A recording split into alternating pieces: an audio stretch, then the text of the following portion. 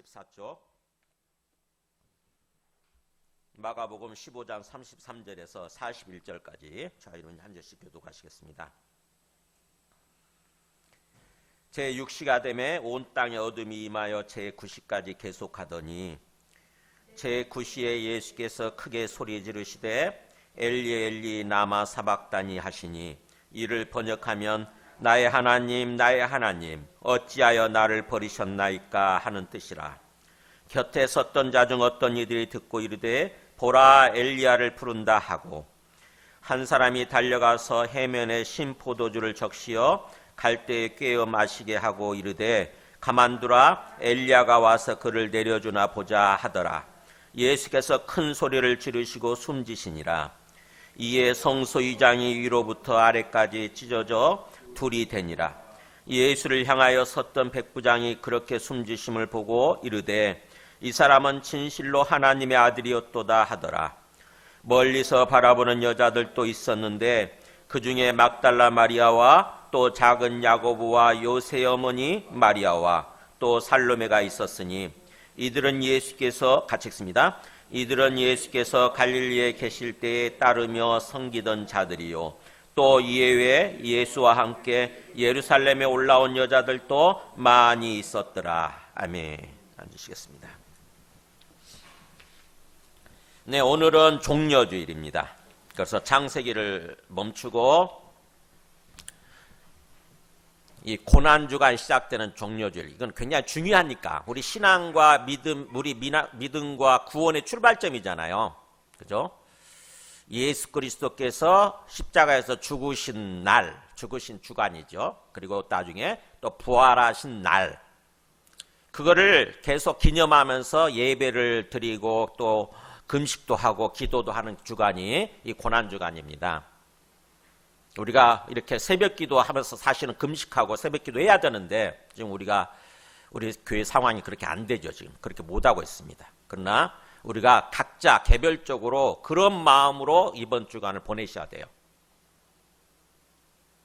세상 사람들 사는 방식으로 계속 따르지 말고 뭔가 우리 그리스도인답게 뭔가 있어야 되잖아요. 그죠? 일정 시간 동안은 적어도 1년에 한 번 정도는 그런 어떤 시간을 보내야 되는 거 아닙니까? 그래서 이번 주간 고난주간을 꼭 기억하시고 그 고난주간에 맞게 예수님의 고난에 동참하는 것입니다. 우리 육신의 욕망을 따라서 내 마음대로 그렇게 사는 것이 아니라 예수님의 고난에 동참하는 거예요.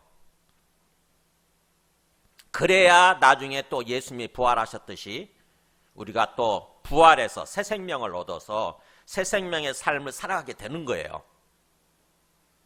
그래서 이번 주는 고난주간이라고 하는 거, 그 고난주간 시작되는 주간이 오늘 이 종려주일입니다. 종려주일. 종려주일이 언제부터 시작되냐? 우리 마가복음 지금 펼치셨죠? 마가복음 11장 한번 보세요.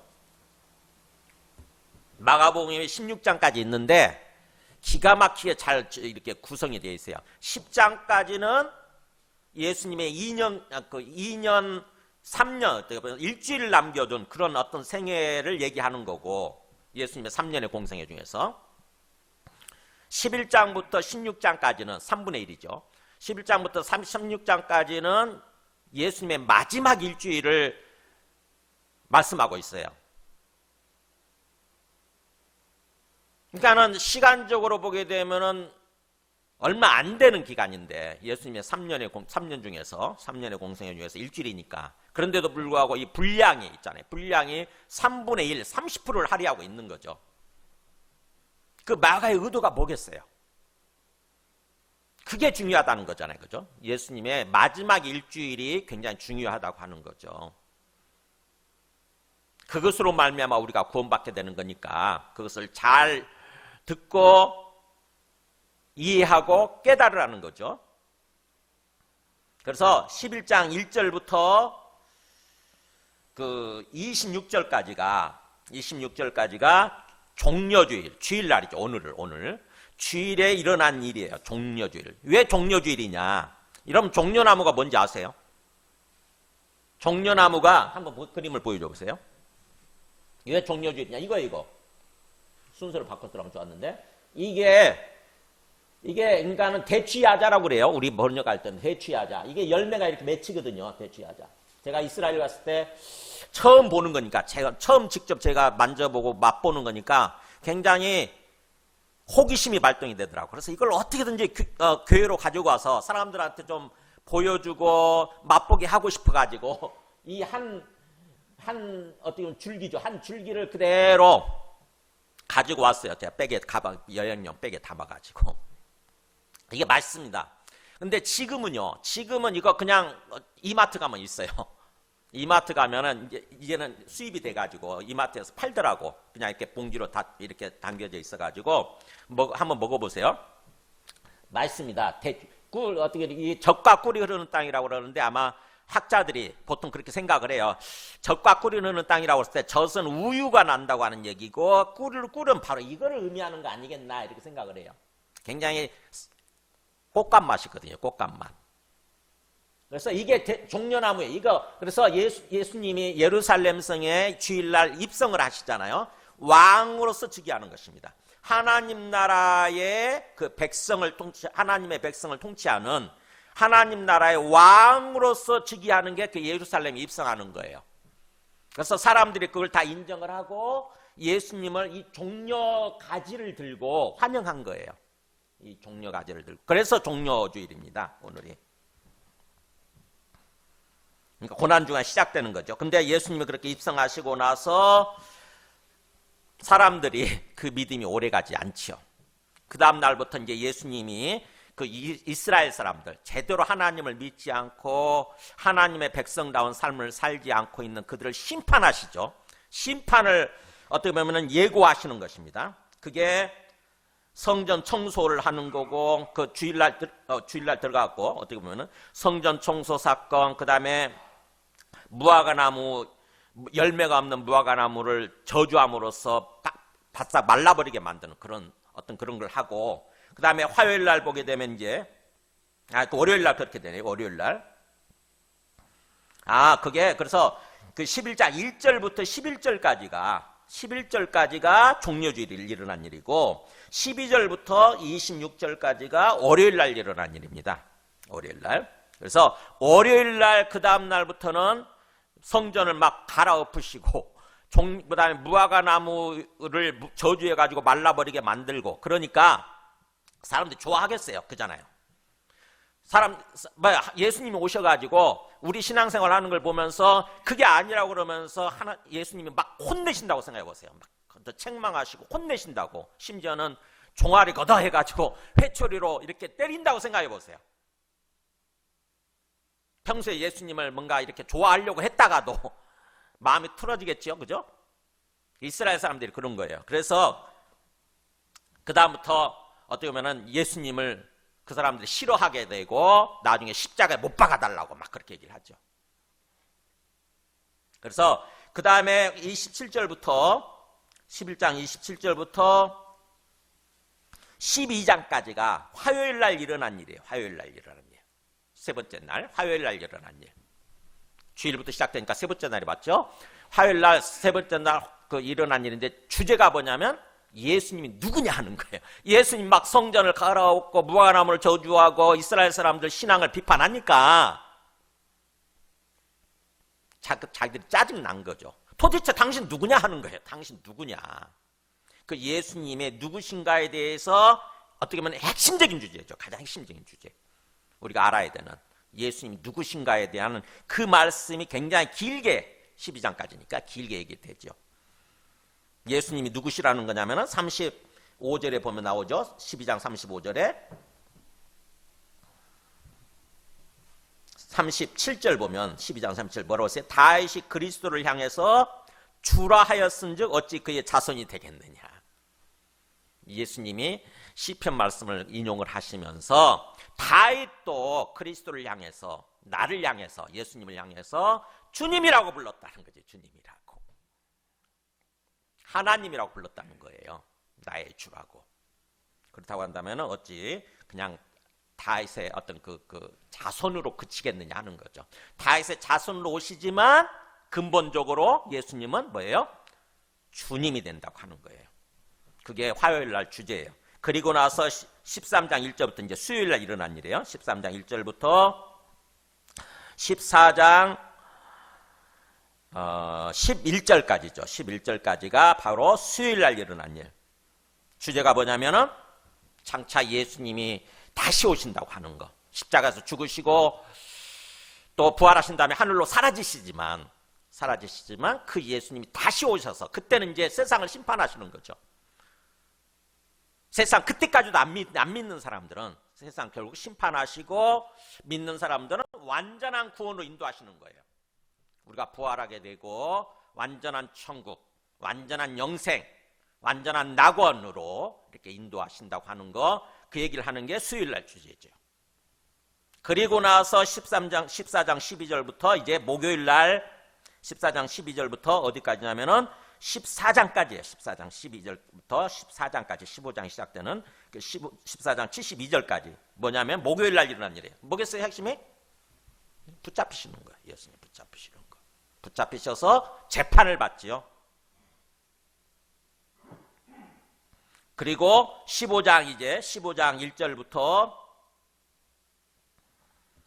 15장까지네. 15장 1절부터 15장까지, 15장 끝에까지가 바로 뭐냐면 이제 금요일 날 일어난 일이죠. 금요일 날. 뭐예요? 예수님이 죽으시는 거예요. 죽으시고 그 다음에 이제 토요일은 없습니다. 안식일은 뛰어넘어요.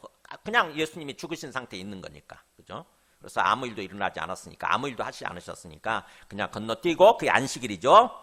그리고 나서 16장이 뭐냐면 이제 주일, 그 다음 주일이죠. 우리 다음 주일 부활하시는 거예요. 예수님 부활. 그래서 예수님의 부활에 대해서 얘기하고 있는 것이 바로 16장이에요. 이런 식으로 진행이 됩니다. 고난주간이. 그래서 여러분이 이번 한 주간 동안 그렇게 고난주간의 내용에 맞춰서 정말 마가는 간단하면서 마태복음 되게 길어요. 내용이 많아요. 그런데 이 마가는 정말 좀 짧게 잘 요약해서 정리를 해놨어요. 그래서 이 말씀을 묵상하면서 이 말씀 맞게 하루하루 묵상하시면서 그렇게 보내시기 바랍니다. 기도하시면서 예수님이 이날 어떤 일을 하시고 어떤 말씀을 주셨는지 그 뜻이 무엇인지 깊이 묵상하시면서 그래서 성령께서 역사해 주시면 그 뜻을 깨닫게 되고 우리가 진정으로 믿게 되고 그러면서 진정으로 우리 심령 속에서부터 구원이 일어나게 될 것입니다.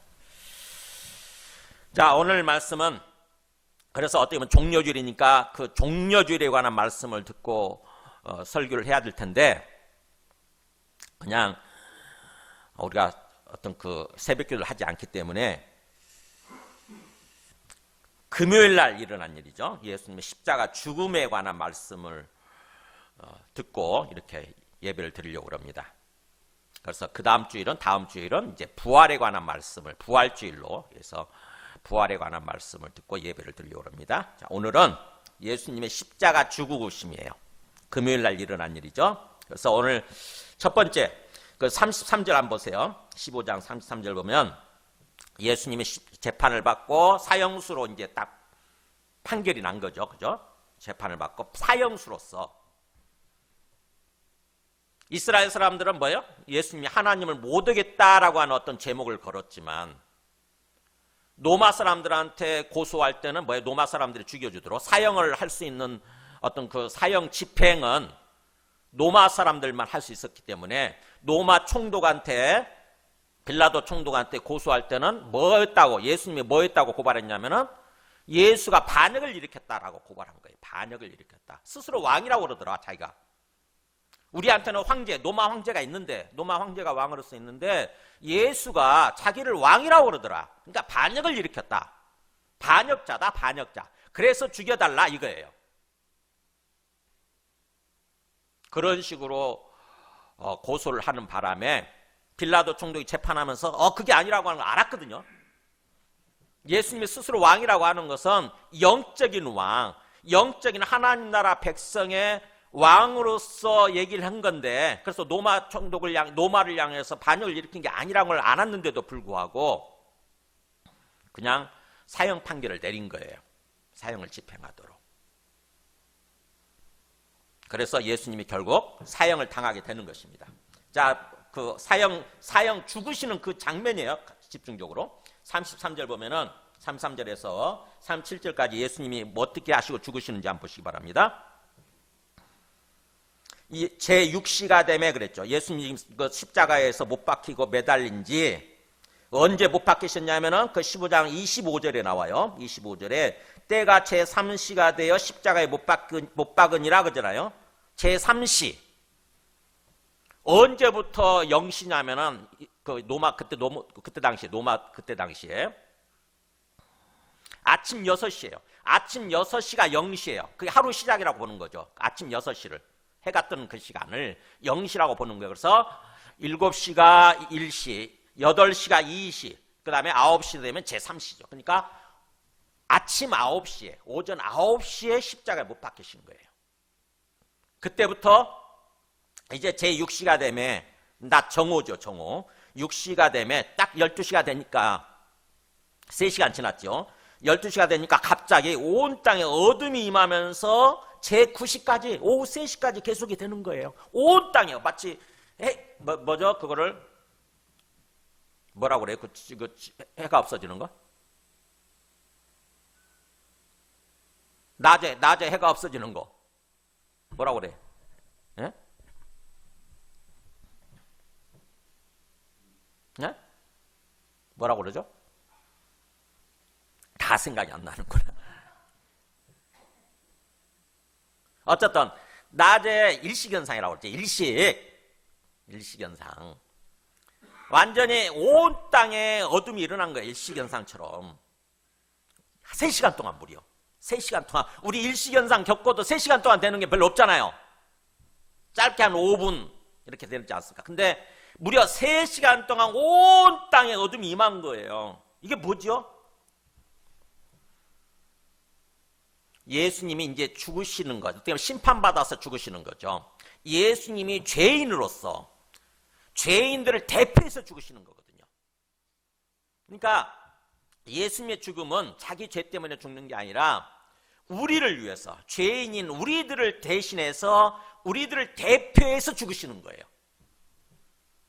죄인으로서 심판받고 죽으시는 거죠. 하나님께 심판받고. 그래서 하나님의 심판이 임할 때에 그런 일이 일어날 거라고 하는 게 아모스서에 나와요. 사실은요. 아모스 8장 9절에 뭐라고 되어 있냐면은 그날에 내가 해로 대낮에 지게 하여 백주의 땅을 캄캄하게 할 거다라고 하는 얘기가 나와요.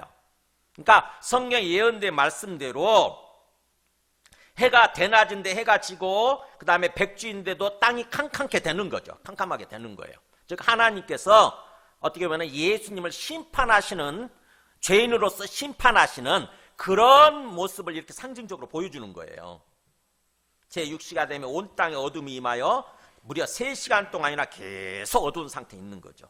그리고는 이제 예수님이 죽기 직전에 제9시에 이제 죽게 되는데, 제9시에 예수께서 크게 소리를 지르시죠. 뭐라고 하냐면은 엘리 엘리 라마 사박다니 그러시는 거예요.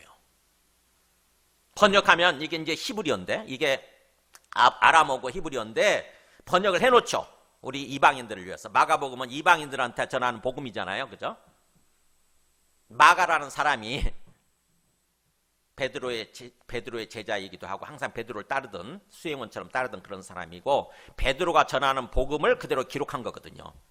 로마에서 베드로가 전하던 그 복음, 이방인들한테 전하는 그 복음을 마가가 기록한 게 마가복음인데, 뭐라고 예수님이 하고 죽으셨냐면은 엘리 엘리 라마 사박다니 했다는 거죠. 엘리는 나의 하나님이라는 뜻이에요. 엘이 하나님이고 리는 나의 그런 뜻이니까. 엘리 나의 하나님 나의 하나님 라마 왜? 라마가 왜? why? 왜 사박다니 나를 버리셨나이까? 이러고 죽으신 거예요. 그래서 번역을 해놨죠. 이방인들을 위해서. 나의 하나님, 이를 번역하면 나의 하나님 어찌하여 왜 나를 버리셨나이까 하는 뜻이라는 거죠. 아니, 예수님이 죽으시면서 이런 뭔가 수수께끼 같은 이 말씀을 왜 하시는 거죠? 바로 이게 영적인 의미가 담겨 있는 거예요. 예수님이 평소에는 하나님의 아들이시니까, 하나님의 아들이 이 땅에 그리스도로 오신 거니까 항상 뭐예요? 하나님과 함께하는 삶을 살았어요. 예수님의 고백이 나오죠. 8장 29절에 보면, 요한복음 8장 29절에 예수님이 이렇게 고백을 한 적이 있어요. 뭐라고 했냐면은 날 보내시니가 나와 함께 하시도다, 이렇게. 나를 보내시니 나의 아버지죠. 하나님 아버지. 하나님 아버지께서 항상 나와 함께 계신다. 나는 항상 그가 기뻐하시는 일을 행함으로 하나님 아버지께서 기뻐하시는 일을 행하고 있고 그것을 위해서 왔고 그것을 행하고 있기 때문에 나를 혼자 두지 아니하셨다. 나 혼자가 아니라는 거죠. 항상 하나님 아버지께서 영으로 임하셨겠죠. 성령으로 예수님 마음속에 임하셔서 예수님 영혼 속에 마음속에 임하셔서 항상 함께 계셨던 거죠. 항상 하나님과 함께 계셨던 거예요. 하나님 아버지와. 근데 지금 이 순간은 뭐라고 하냐면 나를 버리셨다고 표현하는 거죠. 하나님, 나의 하나님, 아버지라고도 안 불러요. 나의 하나님, 나의 하나님이라고 불러요. 그러니까 뭐예요? 아버지로서 자식을 심판하는 게 아니라 하나님으로서 죄인들을 심판하시는 거예요. 그래서 예수님이 이렇게 하나님으로부터 내가 버림받았다라고 하는 어떤 그런 고백을 하는 게 바로 뭐냐면은 우리의 고백을 대신하는 거예요. 우리가 죄인으로서 하나님을 버린 거, 하나님을 떠난 거, 이게 죄의 본질이라고 그랬죠. 우리가 죄인으로서 이렇게 삶을 살다가 끝나면은 나중에 완전히 분리되는 거예요. 하나님으로부터 분리돼서 영원한 고통 속에 들어가게 되는 거예요. 그게 요한계시록 14장 10절에 나오죠. 보면은 이렇게 나와요. 보세요. 불과 유황으로 고난을 받으리니, 하나님을 떠난 죄인들이 나중에 예수님 재림하실 때 심판한 거예요. 그게 예수님 재림하실 때 일어난 일이에요. 불과 유황으로 영원한 심판을 받는 거죠. 불과 유황 속에 들어가게 되는 거죠. 그 고난을 받으니 그 고난의 연기가 세세토로 올라가리로다 그러잖아요. 그러니까 하나님과 영원히 분리되어서, 완전히 영원히 분리되어서 불과 유황이 타는 것 같은 그 고통 속에서 계속 그 고통을 받으면서 사는 거예요. 그렇게 되면 우리가 계속 이렇게 부르짖을 수밖에 없는 거죠. 고통 속에 있으니까. 그거를 예수님께서 지금 표현하시는 거예요. 장차 우리 죄인들이 당하게 될, 부르짖게 될 그 부르짖음, 고통의 부르짖음, 그거를 지금 이렇게 표현하고 있는 것입니다. 우리를 대신해서 죽으시는 거니까. 나의 하나님, 왜 나를 버리셨나이까? 우리가 먼저 하나님을 버렸기 때문에 하나님으로부터 분리되는 거죠.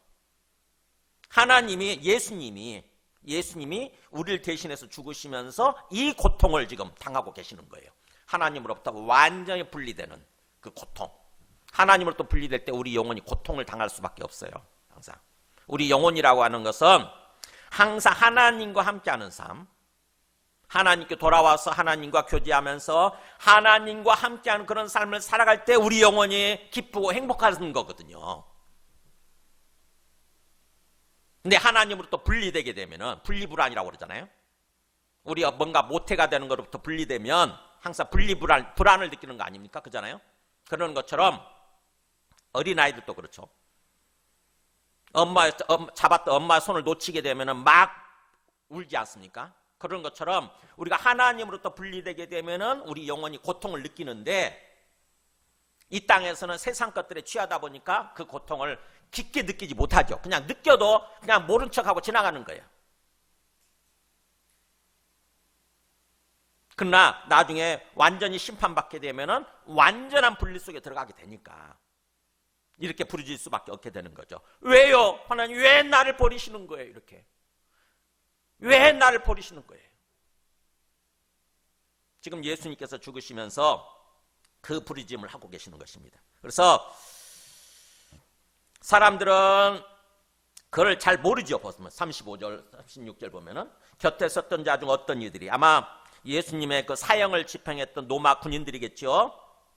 로마 군인들이 그걸 듣고 뭐라고 그러냐면, 저 사람이 보라 엘리야를 부른다 그러죠. 엘리야를 부르는. 엘리 그랬으니까 엘리야라고 생각한 거예요.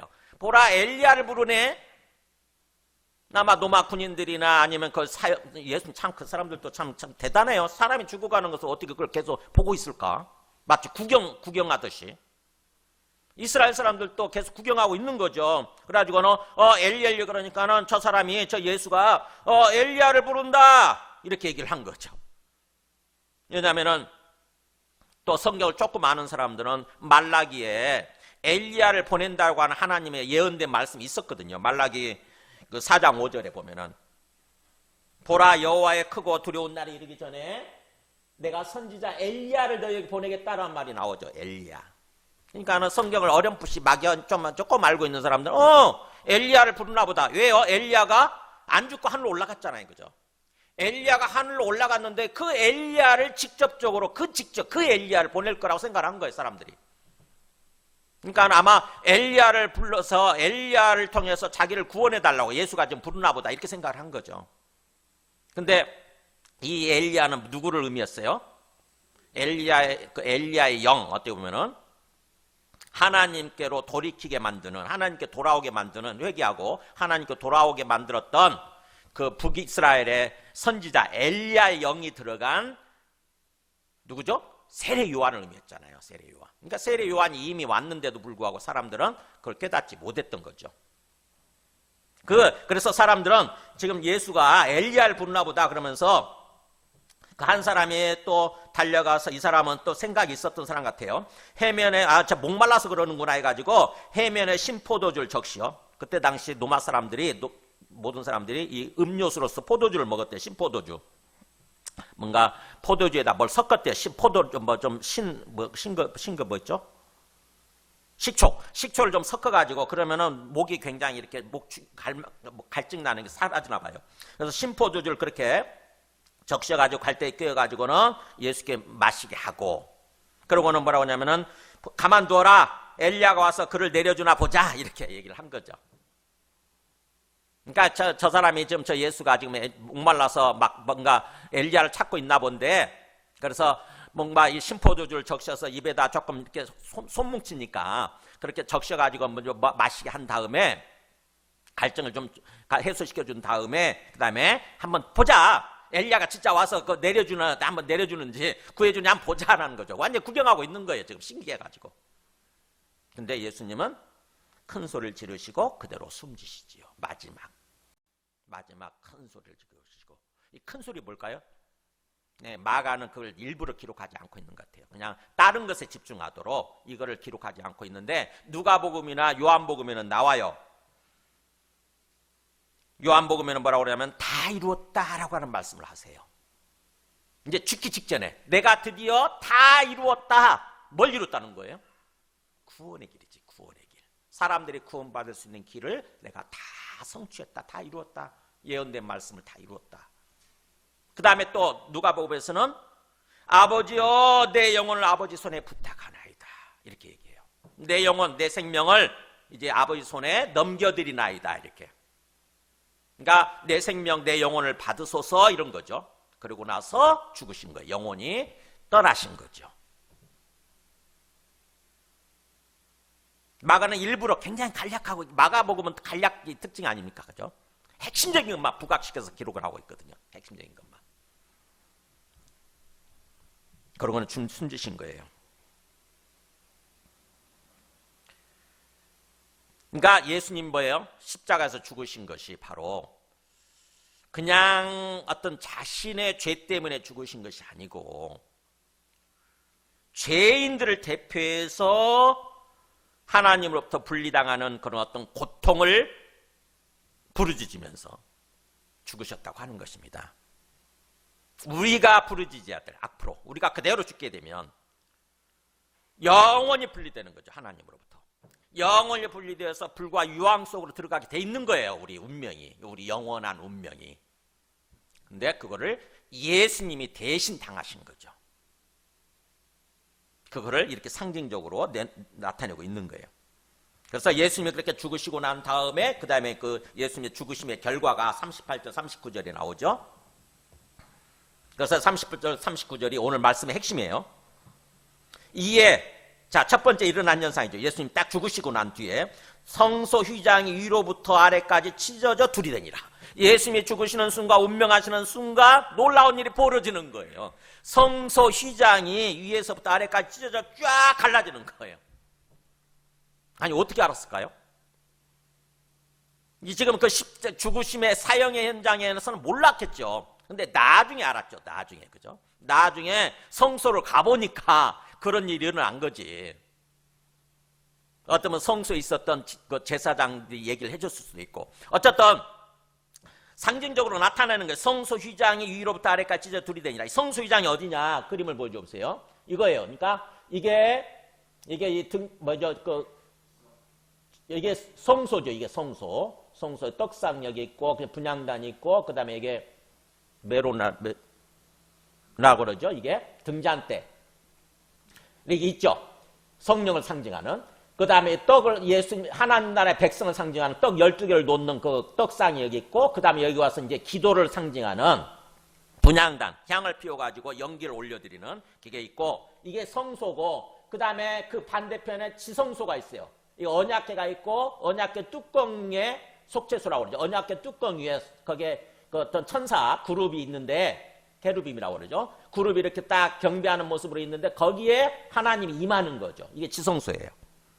그래서 성소와 지성소를 갈라놓고 있는 휘장이에요. 휘장. 이거는 천으로 되어 있는데 2.5cm 정도 되는 거예요. 굉장히 두껍죠. 이게 쉽게 사람이 찢으려도 안 찢어지는 거예요. 성소 휘장이 갈라놓고 있는 거예요. 그래서 아무도 못 들어가요. 여기 함부로.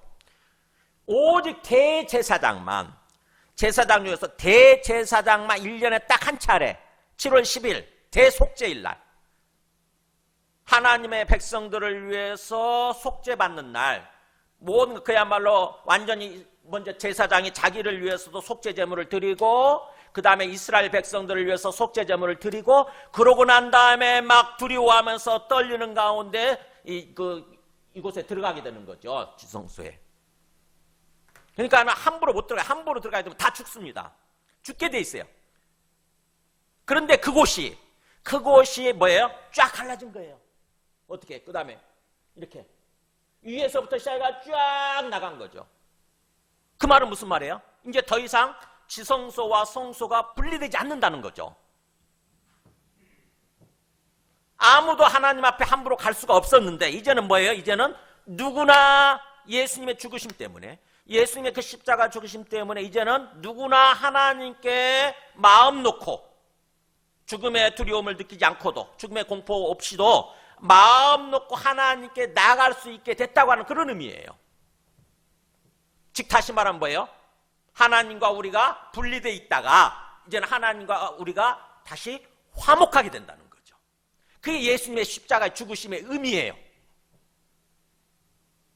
그러니까 예수님이, 하나님의 아들이신 예수님이 왜 죽으셨느냐?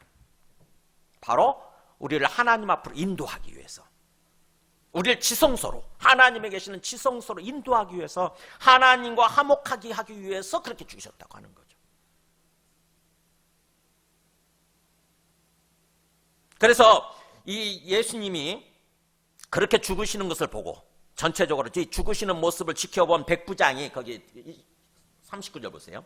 예수를 향하여 섰던 백부장, 100명의 군인들을 통솔하는 백부장이죠. 사형 집행장이에요. 한마디로 보면. 총독이 백부장한테 시켜서 네 밑에 수하 군인들을 데리고 와서 예수를 사형 집행해라, 이건 거죠. 그래서 사형 집행을 했던 이 백부장이 예수님이 죽으시는 장면이 심상치 않은 거죠. 보통 사람과는 다른 거예요. 얼마나 3시간 동안이나 온 땅이 완전히 칠흑같이 어두워졌을 때 얼마나 공포를 느꼈겠어요. 이게 뭐지 그랬을 거 아닙니까? 그잖아요. 근데 그렇게 죽어가면서 예수님은 또 뭐라고 그랬어요? 보면은 막 그 죽이는 사람들 원망하고 미워하는 것이 아니라 뭐라고 했습니까? 저들의 죄를 용서하여 주옵소서 그랬잖아요. 그렇죠? 저들의 죄를 용서해 주옵소서, 저들이 알지 못해서 그렇게 하고 있나이다라고 얘기를 하잖아요. 그리고는 마지막에 아버지여 내 영혼을 아버지 손에 부탁하나이다, 다 이루었다, 막 이런 말씀들 하시는 거 보고, 전체적으로 뭐예요?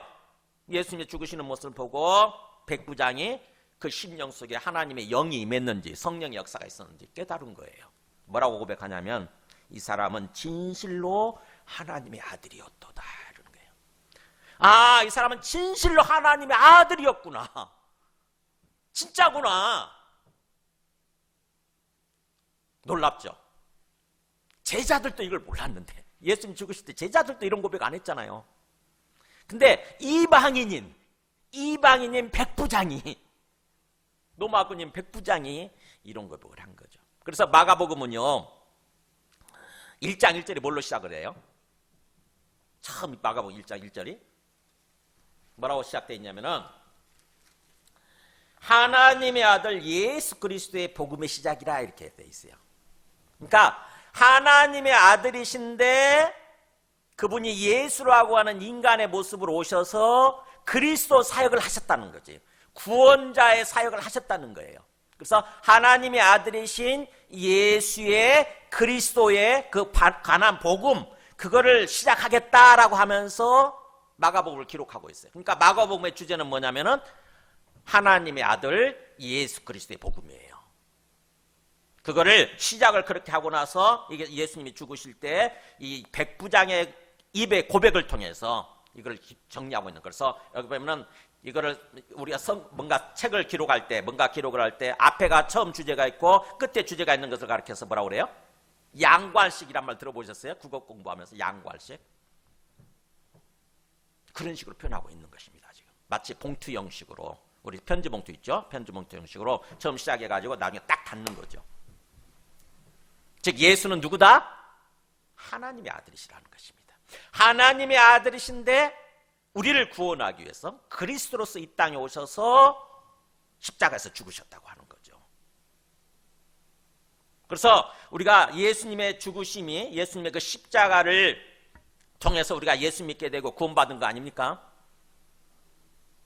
근데 그거를 제대로 알기 위해서는 예수님 먼저 누구신가를 생각을 하셔야 돼요. 예수는 하나님의 아들이시라고 하는 것입니다. 멋모르고 믿을 때는 예수가 누군지도 잘 모르고 그냥 뭐 예수가 있었다더라. 근데 예수 믿고 교회 다니면 구원 받는데, 그래서 나중에 죽으면 천국 간대, 이런 식으로 믿어요. 대부분의 사람들이. 저도 그랬고. 근데 그런 어린 단계에 머무르면 안 돼요. 좀 더 뭔가 우리가 영적으로 성숙해지고 성장하고, 그래서 정말 주님께서 기대하시는 그런 온전한 구원받은 모습, 온전한 구원으로 나아가기 위해서는 제대로 알아야 돼요. 예수가 누군가부터 알아야 돼요. 예수님이 누구다? 이 제자들은 예수님 누군지를 잘 몰랐다가 부활을 통해서 알게 돼요. 나중에 부활하신 다음 비로소 알게 돼요. 그래서 로마서 1장 2절 보여주시면 이렇게 나오죠. 복음이라고 하는 것은, 이 복음은 하나님이 선지자들을 통하여 그의 아들에 관하여 성경에 미리 약속하신 거다. 자 보세요. 복음은 뭐라고요? 복음은 뭐다? 기쁜 소식. 복음은 뭐다? 하나님의 아들에 관한 이야기라는 거지.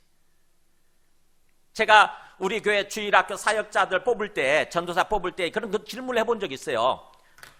전도사님, 복음이 뭐예요? 눈만 끔뻑끔뻑 하더라고. 대부분의 사람들이 몰라요, 사실은요. 복음 하도 많이 들어서 귀에 익숙한데 정작 복음이 뭐냐라고 이렇게 질문을 하면 설명을 못해. 근데 여기 나와 있잖아요. 복음은 뭐다? 하나님의 아들에 관한 이야기예요. 하나님의 아들이 이 땅에 온 이야기, 하나님의 아들이 우리를 구원하기 위해서 이 땅에 온 이야기, 이게 복음이에요. 기쁜 소식이야. 우리를 구원하기 위해서 하나님의 아들이 오셨다고 하는 거. 근데 그러면은 그 하나님의 아들은 누구를 가리켜서 얘기하는 거냐? 설명을 하죠. 그의 아들에 관해 말하면 육신으로는 다에서 혈통, 다에서 씨로 나신 분. 그러면서 성결의 영, 거룩한 영으로는 어떤 일이 일어나느냐? 죽은 자들 가운데서 부활해서 성령의 역사에 의해서 그분이 죽은 가운데서 부활하시게 되는 거예요.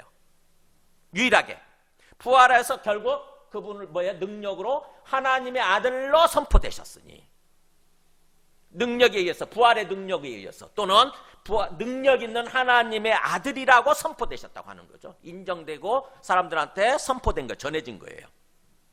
그게 누구냐? 바로 주 예수 그리스도를 가리킨다는 거죠. 예수님이에요. 예수님. 이게 복음이에요. 예수님이 누구신지 얘기해 주는 거예요. 그러니까는 어떻게 보면은 부활이 가장 핵심적인 증거죠. 부활을 안 보고서도 이 백부장은 이렇게 고백을 했지만 정말 놀라운 고백이죠. 어떻게? 아마 이방인으로서 성경은 잘 모르지만 전체적으로 죽을 때 일어난 그런 모든 어떤 자연 현상들, 또 예수님의 모습, 태도, 이런 걸 보면서 깨달았을 거예요. 이 사람은 진짜 죄인이 아니라 진짜 하나님의 아들이었다라고 하는 거죠. 그래서 우리가 어떻게 보면은 애매한 사람, 억울한 사람을 죽였다 내가, 이런 생각을 한 거죠. 이런 자책을 한 거죠. 하나님의 아들, 그런 분을 내가 죽였구나. 그래서 이 사람 이름이 전승에 의하면 이제 전해지는 이야기가 있을 거 아닙니까? 사람들이 그때 성경에는 기록이 안 되지만 전해지는 이야기, 이 사람이 페트로니우스라고 하는 사람이래요. 페트로니우스, 로마 군인 페트로니우스라는 사람인데, 여기서 깨닫고 예수님을 믿게 되고 나중에 크리스찬이 되어서 복음을 전하다가 갑바도기아라고 하는 그곳에서 순교를 했다고 합니다. 그러니까 전승이 있죠. 사실인 거예요. 그러니까 이 사람이 어떻게 보면은 이 사람이 고백, 다른 사람이 들어서 고백을 기록했을 수도 있고, 아니면 이 사람이 나중에 어떤 어떤 간증을 했겠죠. 그죠?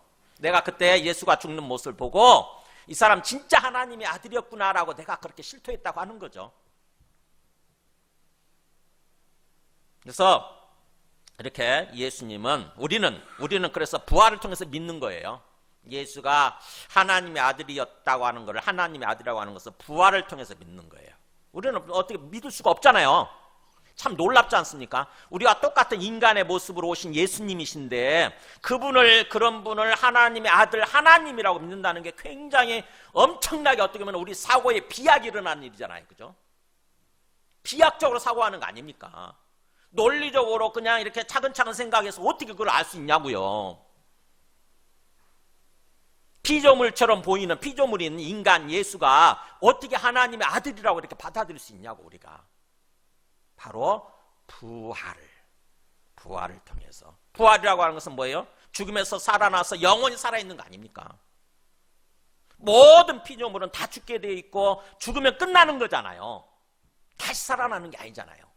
근데 예수님만이 죽음에서 살아나시더니 영원히 살아계시는 거죠. 그것은 결국 예수님이 신이셨구나, 하나님이셨구나라고 하는 것을 증명해 주는 거죠.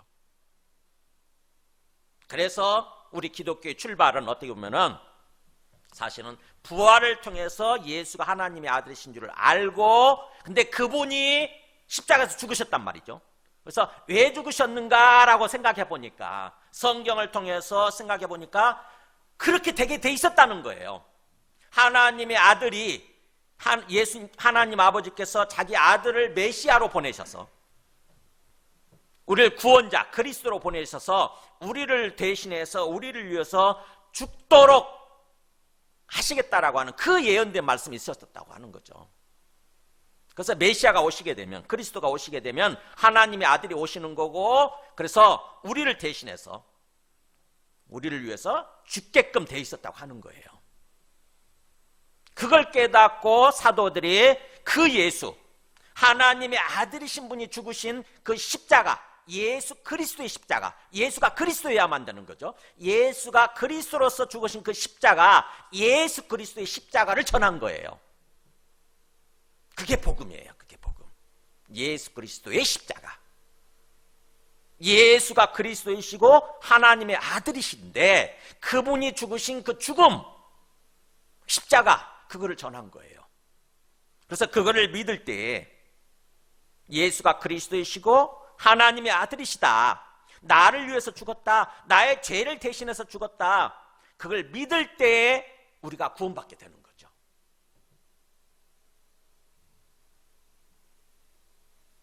예수님을 하나님의 아들이시라고, 예수님을 그리스도라고. 그래서 사도 바울도 말도 안 되는 소리라고, 택도 없는 소리라고 하면서 그 예수 믿는, 예수가 부활했다고 하는 그를 전하는 그리스도인들을 다 핍박하고 막 잡아 가두고 죽이다가 예수님을 만나잖아요. 그죠? 다메섹 도시로 가다가 다메섹 그 도시 앞에서 하늘에 살아계시는 예수님을 만나지 않습니까? 사울아 사울아 왜 네가 나를 핍박하니 그러잖아요. 누구예요? 당신 누구예요? 그랬더니 나는 네가 핍박하는 예수다 그러잖아요. 부활하셔서 하늘에 살아계시는 예수님을 만난 거예요. 사도행전 9장에 나오죠. 그 예수님을 만나고 나서 사도 바울이 깊이 고민하다가 깨닫고 예수는 하나님의 아들이시다, 예수는 그리스도이시다, 이렇게 전하기 시작하잖아요. 바로. 그래서 예수는 하나님의 아들이시고 그리스도라고 하는 거, 그걸 믿는 거, 그게 우리 믿음의 핵심이에요. 믿음의 핵심. 그렇게 믿을 때 비로소 우리가 구원받게 된다고 하는 거죠. 그래서 예수님의 죽으심이 어떻게 보면은 그렇게 뭔가 성수 휘장이 찢어지고 성수 휘장이 찢어졌다고 하는 의미가 뭐냐? 하나님과 우리가 분리되어 있었는데 이제는 우리가 하나님과 화목하게 되었다고 하는 거. 그래서 예수님의 죽으심은 성소 휘장을 찢는 그런 죽음이었는데, 지성소 휘장을 찢어버리는, 없애는 거죠. 지성소 휘장을 찢어버리는 그런 죽음인데, 그게 바로 영적으로 어떤 의미냐. 3장 로마서 3장 25절에 이렇게 나오죠. 예수님의 죽으심은 뭐라고 되냐면은, 읽어볼까요? 이 예수를 하나님이 그의 피로써 믿음으로 말미암는 화목제물로 세우셨다, 이렇게 나오잖아요. 화목제물. 하나님과 화해하게 되는 거. 하나님과 우리가 분리되고 서로 등지고 있었는데, 원수되어 있었는데, 예수님의 십자가 죽으심으로 말미암아 뭐예요? 하나님과 우리가 다시 화목하게 되는 거예요. 관계 회복이 되는 거예요. 관계 회복. 화목하는 게 되는 거. 예수님의 그의 피, 예수님의 십자가 죽음이잖아요. 나중에 언제 구약에서 보면 짐승을 잡아가지고 짐승의 피로써 제사를 드렸잖아요. 그래서 피라고 하는 것은 죽음을 의미해요. 예수님의 죽음으로써, 십자가 죽음으로써 화목제물을 세우셨다. 골로새서 말씀도 보세요. 골로새서 1장 20절도 그의 십자가의 피로 화평을 이루사, 이렇게 나오잖아요. 예수님의 십자가의 피, 강조를 두 가지 다 쓰고 있네. 십자가 자체가 피고 죽음인데, 예수님의 그 십자가에서 죽으신 그 피로 화평을 이루셨다. 하나님과 우리가 화평을 이루셨다. 그러면서 뭐라고 되냐면, 만물, 곧 땅에 있는 것들은 하늘에 있는 모든 존재죠. 모든 존재. 하늘에 있는 천사들이나 땅에 있는 모든 인간들이나 다 뭐예요? 그렇게 그로 말미암아, 예수 그리스도로 말미암아 자기와 화목하게 되기를 기뻐하십니다. 그러니까 하나님의 계획, 하나님의 의도가 어디에 있어요? 예수님을 통해서, 예수 그리스도의 그 십자가의 죽음을 통해서 모든 하나님과 등지고 있는, 하나님과 분리되어 있는 모든 인간들이 하나님께 돌아와서 하나님과 화목하게 되기를 바라신다는 거죠. 이게 구원이에요. 그러니까 구원의 본질적인 의미가 뭐냐? 하나님께 돌아오는 거예요. 하나님과 분리된 삶을 살고 있다가, 하나님과 등지고 원수되어 있다가 하나님께 돌아오는 거, 하나님과 관계를 회복하게 되는 거, 하나님과 화목하게 되는 거, 이게 구원이에요. 이게 구원. 우리는 자꾸 구원하면은 죽어서 가는 천국만을 생각하기 쉬운데, 처음 신앙 시작할 때는 그렇게 생각할 수 있어요. 그러나 뭔가 좀 더 제대로 영적으로 성장하고 성숙해져 가야 되지 않습니까? 하나님이 말씀하시는, 하나님이 의도하시는 그 구원의 본질적인 의미를 우리가 깨달아야 되죠. 그래서 하나님의 의도는 뭐예요? 예수님을 통해서 모든 존재가 하나님과 관계를 회복하는 거예요. 하나님께 돌아와서 하나님과 화목하는 거예요.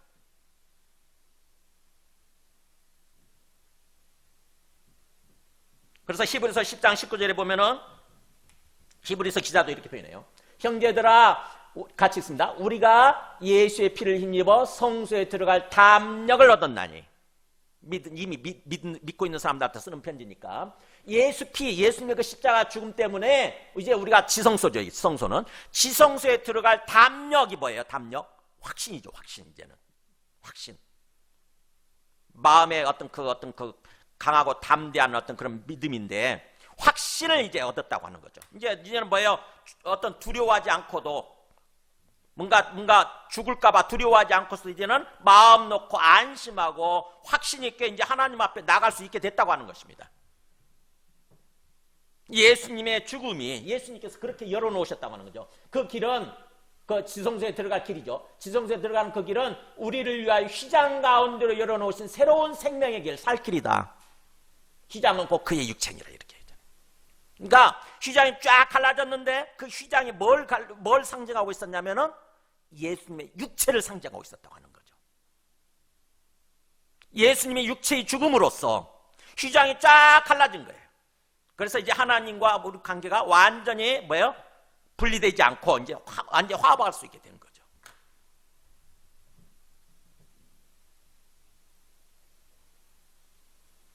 그거를 이제 보면은 40절, 41절은 그걸 모든 과정을 지켜보는 그 목격자들, 확실한 증인들을 쭉 얘기를 하죠. 멀리서 바라보는 여자들이 있었다.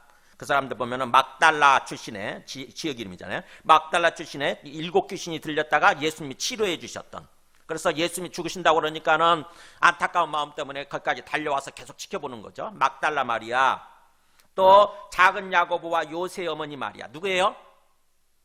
예수님의 친동생들, 가족이지. 야고보, 요셉, 요새가 요셉이에요.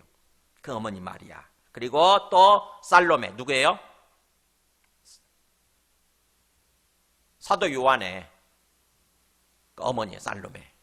그죠? 살로메가 다 지켜보고 있었고, 그뿐만 아니라 이들은 예수께서 갈릴리에 계실 때부터 예수님을 따르고 섬기던 그런 사람들이고, 또 이외에도 예수와 함께 예루살렘에, 갈릴리에서부터 예루살렘에 오른 여자들이 많이 있었더라.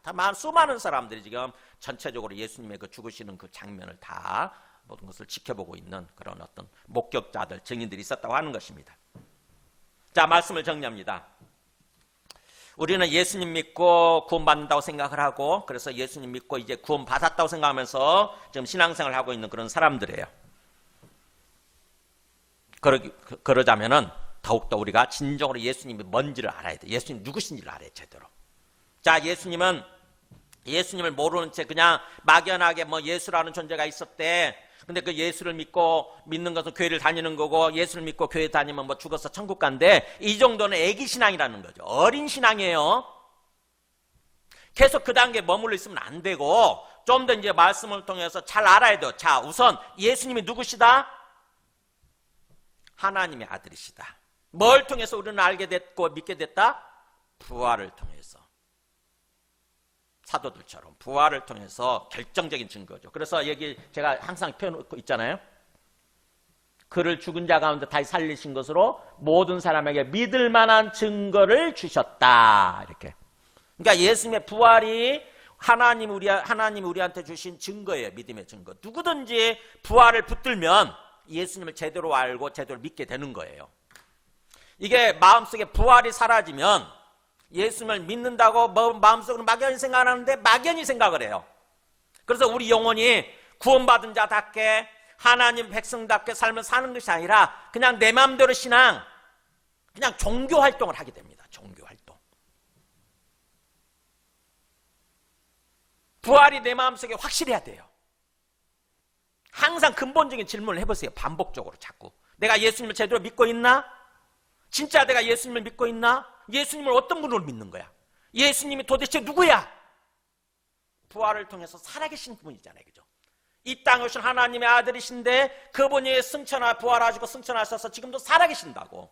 그분이 내 앞에 살아계신다고요. 그거를 믿는 거죠. 인격적으로 그걸 믿는 거예요. 인격적으로. 예수님을 인격적으로 만난다고 그러잖아요. 예수님을 진짜 인격적으로 그렇게 믿어야 돼요.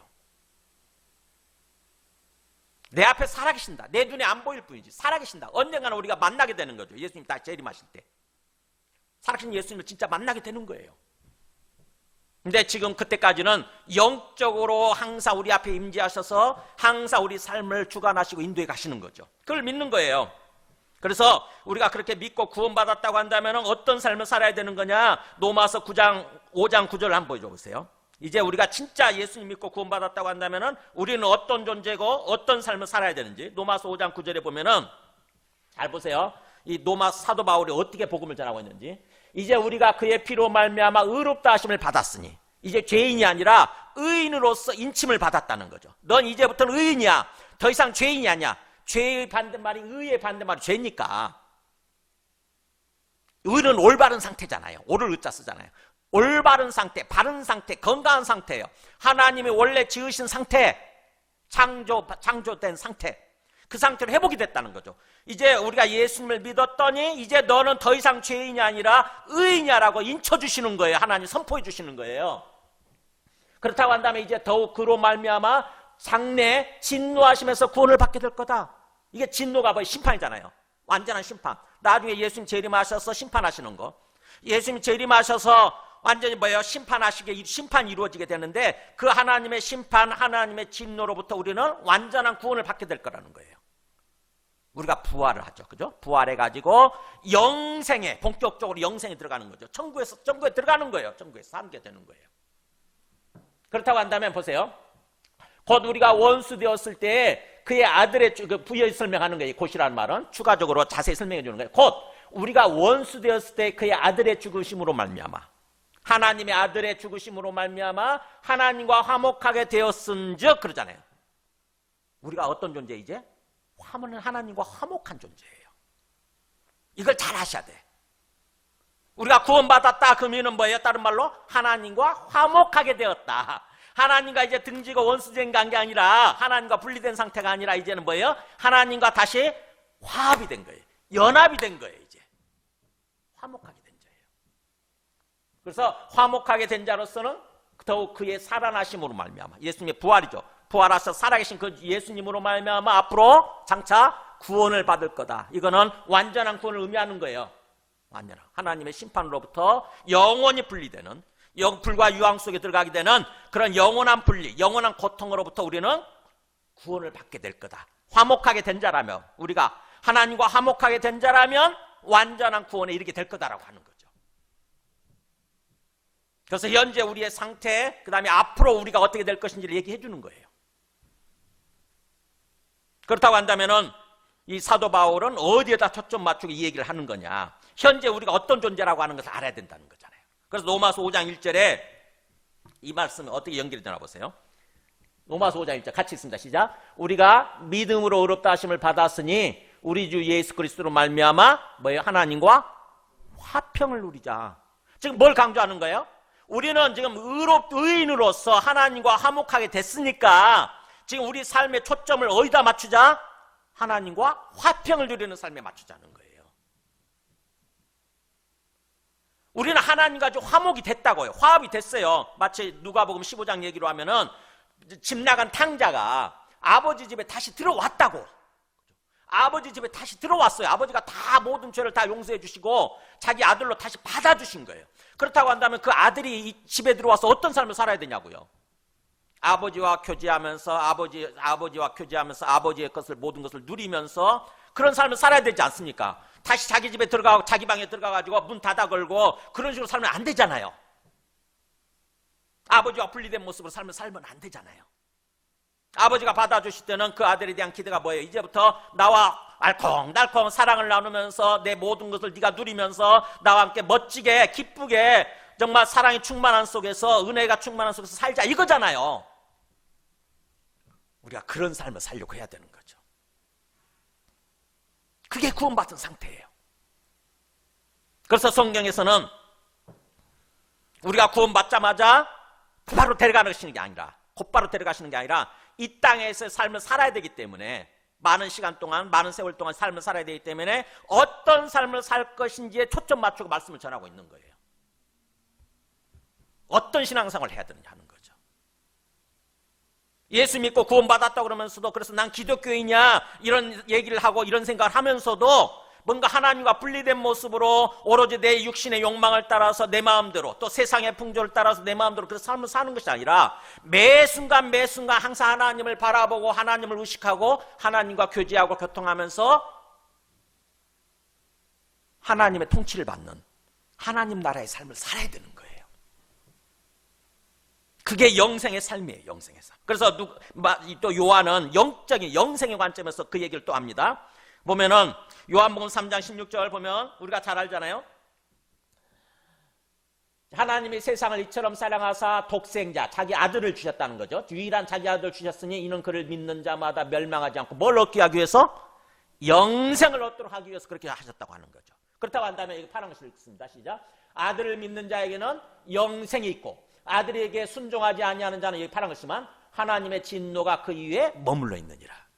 자, 사도 요한은 뭘 강조합니까? 예수님을 믿음으로 말미암아, 하나님의 아들 예수님을 믿음으로 말미암아 우리가 어떤 존재다? 지금 영생을 얻은 상태다라는 거죠. 영생. 그러니까 영생이라고 하는 것은 어떻게 보면 우리가 언뜻 생각할 때 나중에 죽은 후에 얻는 거 아닌가, 이렇게만 생각하기 쉬운데 아니라는 거죠. 예수님을 믿는 순간 영생이 지금 우리한테 주어져 있는 상태라는 거예요. 영생의 삶을 살자는 거죠. 영생의 삶. 영생을 얻지 못한 사람들은 하나님의 진노가, 하나님이 계속해서 화난 상태로 그 사람을 바라보고 계시는 거예요. 언제든지 하나님의 회초리를 드는 거죠. 심판의 회초리를 들 수 있는 거예요. 근데 영생을 얻은 사람들은 하나님이 인자한 미소를 띠고 사랑의 미소를 띠고 바라보시겠죠? 그래서 하나님으로부터 항상 은혜를 받고 사랑을 받고 하나님 사랑을 누리면서 삶을 사는 거예요. 그것이 요한복음 17장 3절에 뭐라고 얘기합니까? 요한복음 17장 영생이라고 하는 거 설명을 하잖아요. 같이 읽습니다. 시작. 영생은 곧 유일하신 참 하나님과 그가 보내신 자 예수 그리스도를 아는 것입니다. 우리가 영생을 얻었다고? 영생이 뭔데?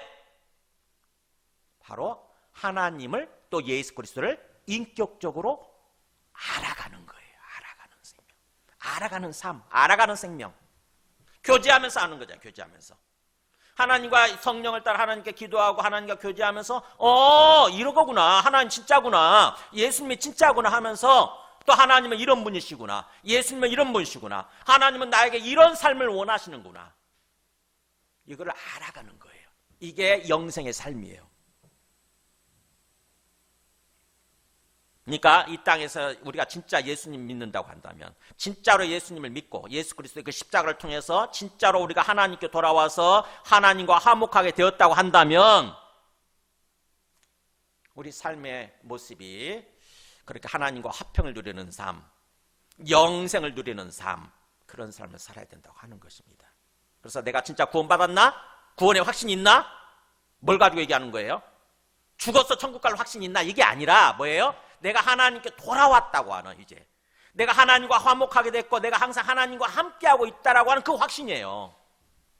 구원의 확신은, 내가 구원받았다고 하는 확신은 나 하나님께 돌아왔어, 이제 난 항상 하나님과 함께 살고 있어, 난 하나님의 아들이고 나 하나님의 백성이야, 항상 하나님과 교제하면서 살고 있어.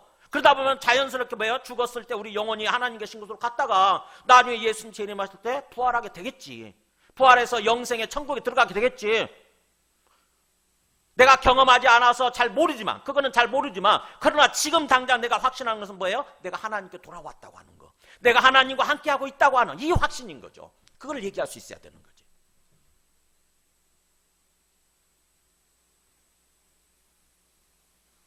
이 사도들이 이 성경 기록을 통해서, 예수님에 관한 성경 기록을 통해서 뭘 강조하고자 하는지, 뭘 얘기하고자 하는 건지, 그 하나님의 마음이잖아요. 하나님 뜻이잖아요. 그거를 이렇게 깨달으시기 바랍니다. 그래서 그걸 깨달을 때 비로소 우리의 믿음이 진짜 믿음이 더욱더 되어지고, 믿음이 깊어지고, 믿음이 성숙하고, 그러면서 구원이 일어나기 시작하는 거예요. 진짜 우리 속에서 하나님의 형상 회복이 일어나기 시작하는 것입니다.